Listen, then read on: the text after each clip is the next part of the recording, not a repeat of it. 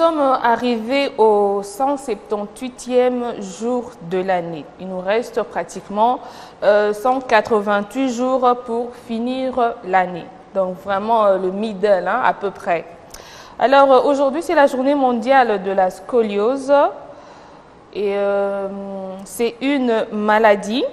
La scoliose est une maladie.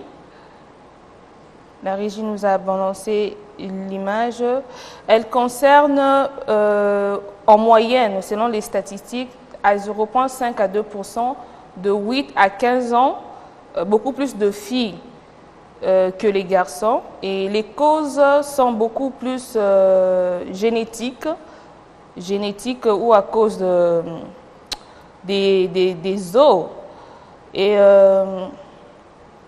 comme on voit sur l'image, la scoliose se manifeste par une déformation de la colonne vertébrale qui s'étord ou s'écourbe sur le côté, affectant l'apparence et la posture.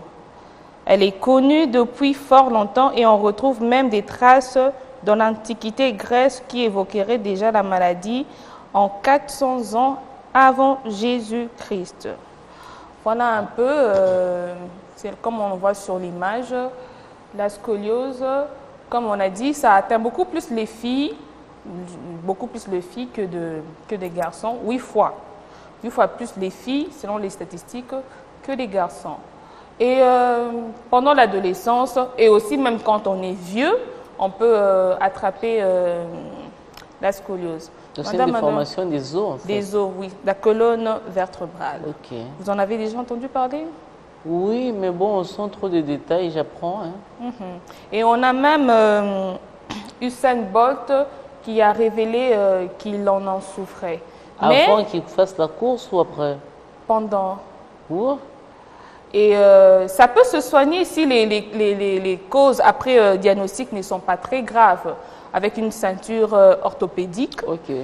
Et avec des exercices de sport, ça peut s'arranger si la situation n'est pas encore très grave. Okay. Voilà. On passe à la au deuxième élément, pardon. Nous sommes toujours sur les éphémérides. Journée mondiale. Pardon.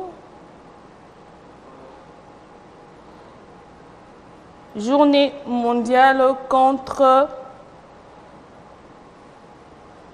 l'abus et les trafics illicites des drogues. Alors aujourd'hui, c'est la journée mondiale décrétée par l'Assemblée générale des Nations unies qui a décidé en 1987 le fléau contre la drogue et les trafics illicites. Madame, maintenant, qu'est-ce que vous en pensez? Quels sont les effets nocifs de la drogue? Bon, je veux dire quand même quelque chose d'assez choquant. À la base, rien de mauvais, il n'y a rien de mauvais dans la création. Le problème, c'est l'utilisation de ce qu'on a rencontré sur Terre, ici-bas sur Terre. OK? Donc, pourquoi je le dis? Parce qu'aujourd'hui, on se rend compte que dans les hôpitaux, par exemple, on utilise des drogues fortes pour essayer d'anesthésier les personnes qui souffrent des problèmes qui comment je veux dire ça en français? On sait que ça n'a pas si. Voilà. C'est une langue. Hein? Ça n'a pas si, accent, patati, patata, je suis en train de jusque-là de chercher le mot. Et je continue à dire français, ça n'a pas si. Les maladies qui donnent des douleurs énormes, intenses, extrêmes. J'ai trouvé. C'est normal, c'est la langue. Langue, laisse tomber. Bon, comme chez vous ici, vous n'aimez pas les gars là. Ah, ben c'est la plus belle langue du monde. Francophones. En tout cas, bon, je vous le conseille, vous le parlez bien. Merci. Donc, les douleurs intenses et tout ça, il faudrait qu'on puisse administrer de la morphine ou d'autres drogues acceptées. C'est pour ça que je dis que dans la nature, rien n'est mauvais. C'est l'usage en fait.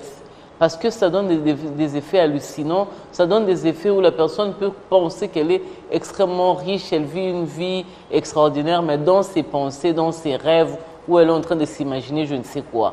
Mais en réalité, la chose n'est pas mauvaise. Donc, comment gérer l'usage? C'est maintenant les raisons principales dont on parle là, où les Nations Unies auraient instauré un jour où il faut lutter contre le trafic illicite. Voilà le mot, illicite. Mais à la base, le produit, si déjà d'ailleurs aujourd'hui, c'est vrai qu'après beaucoup d'années bien sûr, mais aujourd'hui, il y a beaucoup de rayons dans les pays de l'Afrique australe par exemple. Vous allez trouver des coins où on vend librement les diambas là par exemple, on le vend librement. Voilà. Et j'adore le lingala, excuse-moi, je n'ai que 2-3 petits mots et tout ça. Voilà. Dans l'espoir que la Rousse continue à prendre aussi nos mots. Hein. Mais ouais, on est un pays francophone, après, puis on a la population la plus élevée de tous les autres pays. Voilà, même après la France. Même 5 mots par an, ça m'a bêté. Et voilà. Donc, il faut suivre ça en fait. Et comme dans d'autres pays, on commence à se rendre compte, pour gérer la situation, je pense qu'il faut savoir identifier d'où vient le problème. Et je pense qu'en choisissant de libéraliser la vente de ce qu'on appellerait strictement autrefois des stupéfiants, on commence à libéraliser un peu avec l'herbe et tout ça. C'est pour essayer d'identifier aussi le problème. Mais faire une lutte, ce n'est pas mauvais parce que la coûte que ça donne, ça amène toujours les gens à une certaine violence contre soi. Il y a des violences qui sont douces, par exemple quand tu administres aux excès, le corps va agir d'une certaine manière. Physiquement, peut-être que tu ne vas pas le ressentir parce que tu seras évanoui ou en extase ou tout ça. Donc ça, c'est un problème. Et je pense que ce n'est pas mauvais, seulement il faut que les États puissent aussi bien suivre. Parce que ces mêmes drogues-là, aujourd'hui, elles sont utilisées en pharmacie. L'infraction a changé, les lois aussi ont changé, ce n'est plus pareil. Donc, c'est ça un peu, c'est le problème. Ok, merci beaucoup. Je pense qu'en défend, par rapport à toutes les raisons que vous avez évoquées, c'est beaucoup plus n'est pas en devenir dépendant. Comment ne pas en devenir dépendant? Comment vous pensez? Comment? Non. C'est par rapport à l'utilisation. La drogue à proprement parler, le mot drogue à proprement parler est lié à tout produit qui te rend dépendant. D'abord, en dehors du fait que ça doit être l'opium, le hashish ou je ne sais pas moi quoi. D'abord, le mot drogue est lié à la dépendance, n'est-ce pas? Maintenant, les produits qui sont liés à ce qui amène la conscience des personnes indépendantes, il y a par exemple ces genres de produits, n'est-ce pas? Mais les gens qui mangent par exemple les junk food, comme beaucoup de fast-food qu'on trouve dans les pays industrialisés. Ce sont des drogues parce que ça rend la personne dépendante. La cigarette est une drogue qu'on vend librement parce que les gens qui fument, c'est peut-être pas facile. L'intensité n'est pas peut-être proportionnellement identique, mais... Excusez-moi, c'est pareil. Genre, quand on fume et on boit, beaucoup de gens disent qu'ils peuvent même faire un break diminué, de prendre la bière et aller en décrescendo, aller vers arrêter de boire. Mais fumer, arrêter de fumer, ce n'est pas toujours évident. Donc on se bat, ça veut dire que c'est aussi une drogue. La majorité des fumeurs, même des gens qui ne se parlent pas, peuvent continuer à ne pas se parler, mais utiliser le même mégot pour tirer une petite taf. Voilà. Voilà les dangers. Donc la dépendance, c'est un problème de ce que vous prenez comme produit. Comment le corps reçoit et administre. C'est par exemple les aliments, comme je vous disais, les junk food, là, les fast food. En général, on trouve dans les fast food le produit qui vous pousse à être dépendant, notamment le sucre. Le sucre, pourquoi je dis le sucre? Parce que le sucre lent, non, le sucre rapide plutôt, le sucre d'absorption, ce sont des sucres qui vous poussent forcément à vouloir prendre, à en rajouter. Le sucre, c'est aussi une drogue pour laquelle les gens ne se rendent pas compte parce que c'est un produit qu'on a régulièrement chez nous à la maison. Okay. Et en réalité, quand ça entre dans le corps, la manière dont ça entre, le besoin que nous en avons, biologiquement ou chimiquement dans le corps, à un moment, dans sa transformation biologique, ça se transforme en graisse. Et cette graisse-là s'accumule, c'est nocif. La graisse n'est pas bonne, n'est pas mauvaise à la base pour le corps parce que lorsqu'on n'a plus d'énergie, c'est la graisse qui nous donne de l'énergie. Mais quand ça devient en excès, ça a un siège, l'abdomen. Et le ventre de la personne va commencer à grossir et tout ça. Donc, ça s'attrape par une drogue que nous prenons à volonté tous les jours, à travers des choses que nous voyons être sucrées et à travers des choses pour lesquelles on ne sait pas qu'on y a mis du sucre, mais le sucre existe déjà. Donc, dans tout ce qu'on mange, il y a du sucre. Pas sur le plan naturel, en termes de sucre ajouté. C'est une drogue. Donc, je pense, en mon sens, que les Nations Unies devraient aussi tenir compte de ça. Oui, parce que quand on ne prend que le stupéfiant qui enivre, on oublie qu'il y a un autre stupéfiant qui n'enivre pas forcément en te faisant perdre la conscience, mais qui t'enivre au besoin de continuer à en prendre. Il faut rajouter aussi le sucre parce qu'avec ça, on a des problèmes il y a un nouveau diabète qui est né qu'on appelle le diabète de type 2. Ça t'attrape comment? Ça s'attrape grâce à la drogue sucrée. Donc, un nouvel élément drogue que Madame Anna a dit. Et merci beaucoup pour tout ce que vous avez dit. Luttons face à la dépendance de quoi que ce soit drogue ou sucre, comme on l'a dit, même si pour le sel, la dépendance n'est pas... Je peux rajouter un truc, parlant de drogue, des produits illicites et tout ça. Même si on ne va pas commencer à arrêter les gens qui vendent le sucre, mais il faut quand même rajouter, je pense... Sensibiliser la conscience des gens. Que chercher, ça ne dérange personne. Moi, j'ai des amis qui boivent aussi et qui m'ont dit qu'ils sont allés faire un tour dans d'autres pays, là où on brassait la bière. Et ils se sont rendus compte que dans la bière, on met une quantité de sucre extrêmement élevée. C'est pour ça qu'on demande aux personnes qui sont susceptibles d'être détectées positives au diabète de ne pas prendre de bière parce qu'il y a énormément de sucre. Mais à l'opposé, Julia, il y a le sucre blanc qu'on met dans les boissons gazeuses que nous avons. C'est un sucre extrêmement dangereux qui, au-delà du fait que c'est une drogue, c'est aussi un poison parce que c'est ça qui manifeste le vieillissement rapide. Il y a des gens qui étaient jeunes, qui ne boivent pas, mais qui manifestent un vieillissement beaucoup plus rapide que l'âge qu'ils ont. C'est à cause du sucre. Donc, je ne suis pas contre les sociétés qui le font. Moi, je dis juste le contenant, le contenu de ce qu'il y a dedans. Donc, ces contenus-là comprennent une très grande quantité de sucre au point que ceux qui prennent les boissons sucrées pensent que ceux qui prennent la bière sont des bapaganos, comme mon ami Diego, qui est frère en Christ, qui a même chanté pour Dieu, qui ne boit pas et tout ça. Et lui et la personne qui prend boisson sucrée sont tous pareils. Voilà ce que je voulais ajouter. Merci beaucoup, Madame Azan. Nous allons passer au troisième éphéméride. Voilà. La Journée internationale des Nations Unies pour le soutien aux victimes de la torture.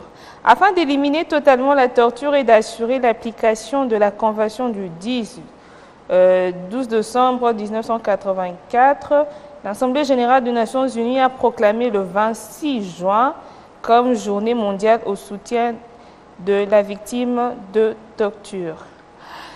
Aucune cause ne peut justifier la torture, Madame Anna.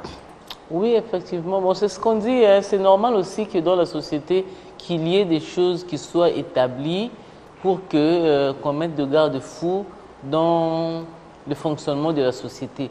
Mais ce qui est mauvais, c'est que généralement, je ne sais pas trop si c'est moi qui constate ça ou pas, mais la majorité des choses restent des slogans et c'est ce qui est triste en fait. Ça reste des slogans.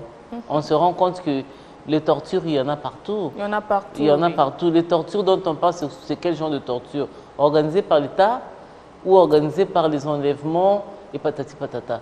Donc, quel est l'office ou bien l'observatoire de la lutte contre les tortures et tout ça? Quel est cet observatoire? Je crains que, à part le slogan, à part l'instauration de la journée, à moins que je ne m'abuse, au regard de la loi, déjà, on dirait que non, c'est... On va appeler ça coups et blessures. Mais coups et blessures, qu'est-ce que dit la loi en termes de coups et blessures? Jusqu'à un certain niveau, c'est déterminé comme étant dit des délits mineurs.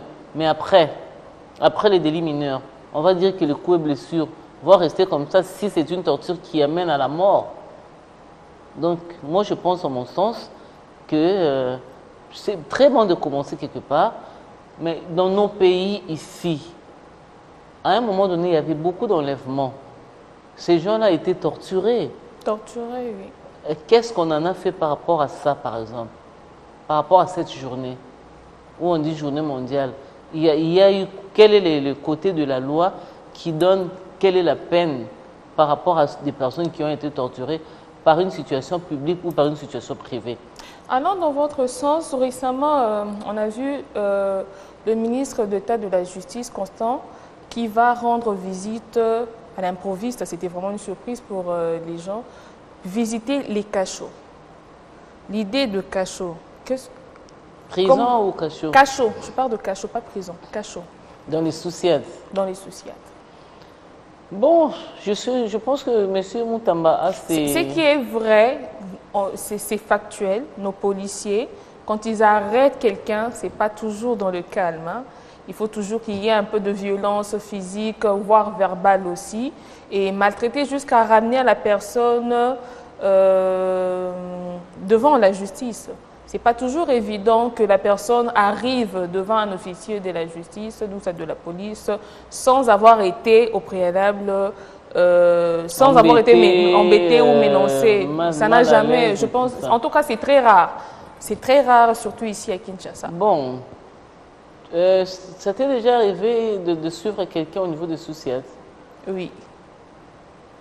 Bon, c'est une expérience assez compliquée. Très compliquée. Vous voyez, quand quelqu'un est déjà en position d'inculper, même s'il n'a pas encore été condamné, les gens qu'il rencontre dans les cachots là-bas vont déjà l'aider à comprendre que le chemin que tu avais choisi là-bas, voilà comment nous on fonctionne ici. Les toilettes, c'est seulement là-bas, le réunion, c'est seulement là-bas, tes habits vont être les habits les plus pomba là-bas, hein, les plus gangsters là-bas. C'est aussi une forme de torture. C'est une forme de torture, mais je n'encourage pas en fait. Mais ce que je veux dire, c'est quoi? C'est un monde des personnes, on va dire quoi? Des gens qui se sont retrouvés généralement accusés dans des actes de hors la loi.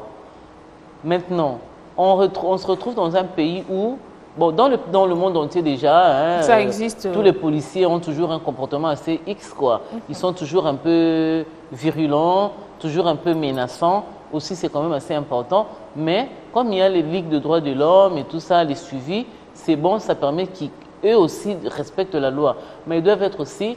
Mais en général, vous verrez que c'est les prisonniers eux-mêmes qui se font des piques et qui peuvent être en circonstance de se torturer entre eux. Je ne peux pas dire sauf exception, parce qu'on sait que, bon, au niveau des services publics aussi, il y a quand même beaucoup de choses qui se passent. Mais les premières punitions que les gens qui sont au cachot ou dans les Souciettes rencontrent, c'est avec leurs semblables qu'ils rencontrent dans les cachots là-bas. La police peut venir faire un semblant des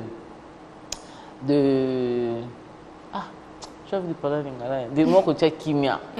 Voilà. Donc, de placer un peu de calme et tout ça, un peu de tempérer la situation parce que c'est important, ça fait partie de leur rôle. La police, c'est le militaire de la population. Ils sont le corps de l'armée le plus proche de la population pour comprendre nos problèmes. Donc, ils savent exactement très bien ce qu'ils font. C'est vrai que bon, on est dans un pays en développement ou sous-développé? On est sous-développé. Sous-développé, hein, pas en développement. Hein? Non. On fait vraiment partie des pays les plus pauvres, malheureusement. Malheureusement. Donc, on comprendra aussi que tout va marcher en boitant. La loi sera respectée en boitant. Beaucoup de choses seront respectées en boitant. D'autres personnes vont fonctionner en gardant leur poste. Voilà pourquoi je dis que le ministre a son programme. Son programme, qu'est-ce qu'il y a écrit dans son programme? À moins que je n'ai pas eu l'information, mais je crains qu'il ne nous ait pas dit exactement tout ce qu'il va faire, mais il a quand même des sorties sporadiques assez surprenantes. Ce n'est pas mauvais, mais la population congolaise est déjà habituée à voir quelqu'un à la base au départ qui vient avec une certaine chaleur, avec un certain populisme qui du reste est positif.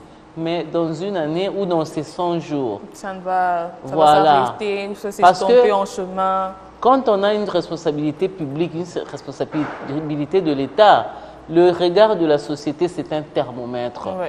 Vous devez répondre. Ça nous permet de jauger si on va... Effectivement, parce que moi je dis toujours, c'est un terme peut-être discourtois, mais les gens que nous avons votés, c'est eux qui ont nommé le gouvernement. Ils travaillent pour nous.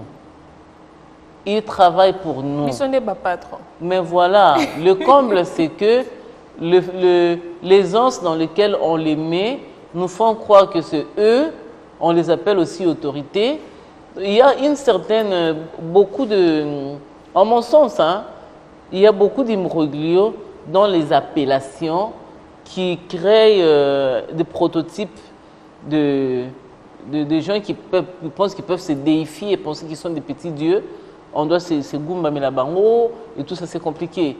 Comment on appelle ça en français? Se prosterner devant eux.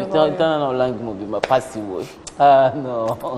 Se prosterner devant eux. Se prosterner devant eux. Et puis, disons, quand les ministres passent, il faut faire ceci. Ce sont des protocoles publics, c'est vrai qu'il faut les respecter, mais en contrepartie, comme disait un ami Martin, qui d'ailleurs son anniversaire c'est aujourd'hui, Martin Kassongo Pachim, qui disait l'incivisme, le civisme incivique. Ça veut dire que la majorité des gens qui sont à la tête de l'État dans des pays en développement sont des inciviques.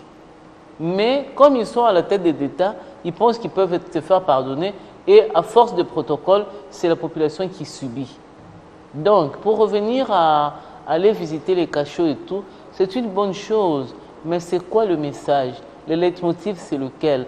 Pourquoi a-t-il visité les cachots? Qu'est-ce qu'il traduit? Il veut arranger ça? Il veut changer les attitudes? Il veut créer des cellules individuelles? Tout ça, c'est des grandes questions parce que même s'il nous disait exactement pourquoi il a fait ça, quelles étaient ses motivations, d'accord, mais dans 100 jours, la population l'attend. La population attend de voir vraiment en action et de répondre à leurs attentes par rapport à tous leurs besoins.